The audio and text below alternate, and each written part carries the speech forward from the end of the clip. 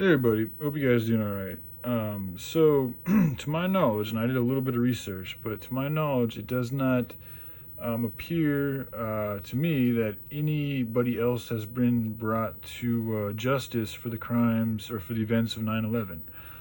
From what I've gathered, it seems that the same individuals and the same story that we heard a little over 20 years ago is the same story that they're continuing to go with. So nothing's changed.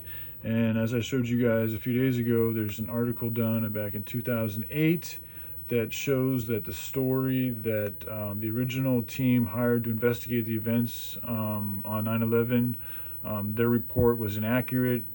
According to this team, which is a group of foreign engineers and architects, and this foreign group is asking that the American group, or the group that the American government hired, retract and correct the report, but that has not been done yet.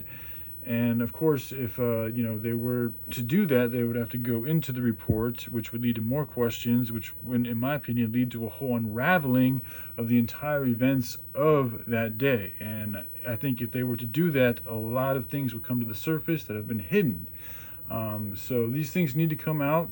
This was a horrible atrocity that killed thousands of people and set forth a lot of devastating acts that are still hurting many people to this very day, and thousands of people lost their lives because of this. So it's a real big deal, and I believe it also helped bring in a whole echelon of power and corruption here in America, and we're just now starting to see how devastating this new power and corruption is. So if we can go back and use actual events like this to show the American public how corrupt things are in our government, then maybe through this type of information, they will find what we need, which is just us working together and communicating on a way to get this corruption out. So I'm hoping this helps. But I wanted to bring to you guys' attention the exact what's going on here. In a court of law, I think this would be considered negligence on the part of the investigators. So this would be the initial charge I would be bringing to the Supreme Court, is investigative negligence. So let's take a look at the definition.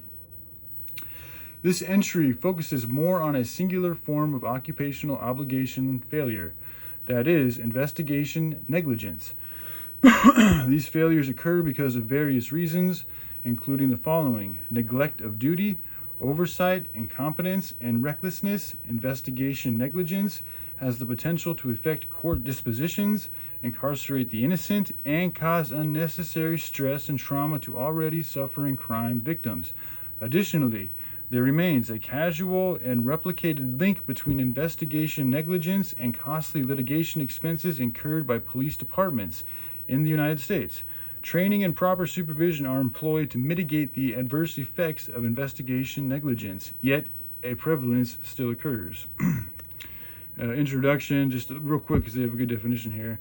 Negligence is defined as a failure to behave with the level of care that someone of ordinary prudence would have exercised under the same circumstances. The behavior usually consists of actions, but can also consist of omissions when there. So there you have it.